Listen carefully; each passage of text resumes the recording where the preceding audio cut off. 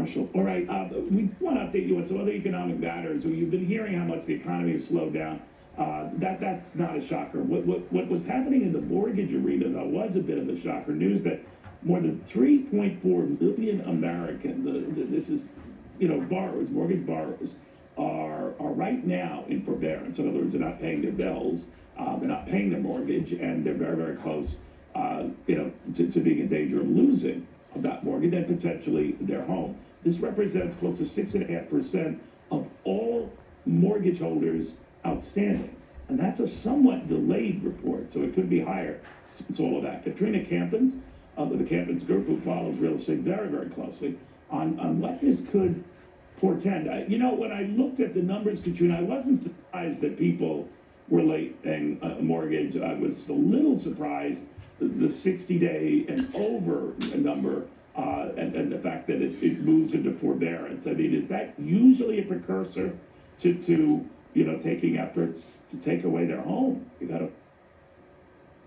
Right, so what's happening now is, as you mentioned, Neil, over 3 million people have actually asked for forbearance with mortgage companies, and every bank is dealing with it differently, and every borrower's situation is differently.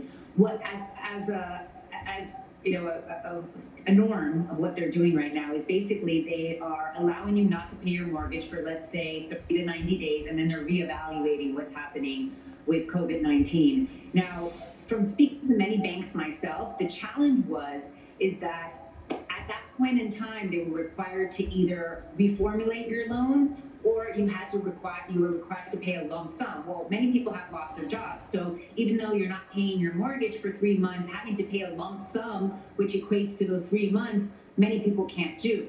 Now, things are changing where some banks are being allowed to actually just move those payments to the end of the mortgage, which helps people in unemployment situations. I think it's really important to note, because the number one question that I'm being asked right now is, are we headed towards a housing crisis? And the truth of the matter is that right now we're in a very different situation than we were in 2007, for instance, in 2008. It's a completely different animal. We're in a health crisis, whereas before we were in a housing crisis. And what's different now is that 53.8% of Americans actually have 50% equity or more in their homes. That was not the case back then. Also, as far as mortgage lending and interest rates, we're in a completely different situation. We actually just hit a historic low in March for interest rates, which is causing a lot of people to actually jump into the refinance market. But what's happening with that is so overwhelmed with the amount of people refinancing that they're actually increasing their rates. So people are confused. I have so many people reaching out to me asking me, well, what is this fluctuation in interest rates? There's so many things going on behind the scenes, whether it's the treasury bonds and so forth, but also sometimes banks are just at capacity. So something's going to have to give here. But the good news is for mortgage servicers is that Freddie Mac has actually now agreed to buy back some of these mortgages, because it was getting to the point where the servicers were obviously not making money because people were not paying their mortgages. So it's going to be interesting. I think also one thing to note, Neil, is that people think that home prices are actually going to go down. So you have so many waiting, like sharks waiting to take advantage. And the truth of the matter is that sellers are actually very confident that the housing market is going to bounce back once we get out of this quarantine. So there's two different perspectives at play right now, and they're definitely not eye to eye.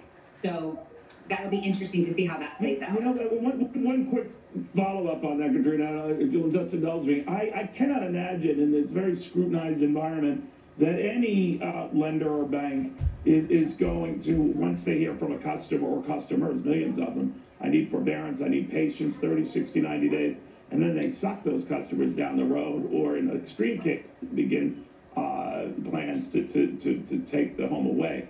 In this environment, that would not be good PR.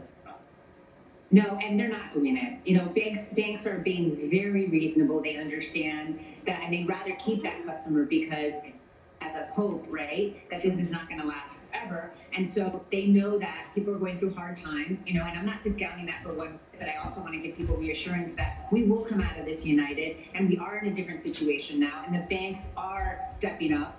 and helping people. I know that they're doing it automatically in many cases. I've actually advised a lot of my clients to go on there and just apply, and they're getting notices in the mail where they're being granted that without any questions, and then be evaluated within 90 days, which is, it's a huge help for people that are not working at this point in time, because your mortgage is the biggest expense that you have in your lifetime. Very well said. Katrina, thank you very, very much. Something I think that Katrina would remind you of, if you're in a situation like that, the bank necessarily won't call you. You call the bank, and I have not heard of a single instance where if you've requested forbearance for a month or two, sometimes even 3, the bank will say, yeah, but they're not going to volunteer that for you. You have to raise it with them. So pick up the phone. We'll look more to this.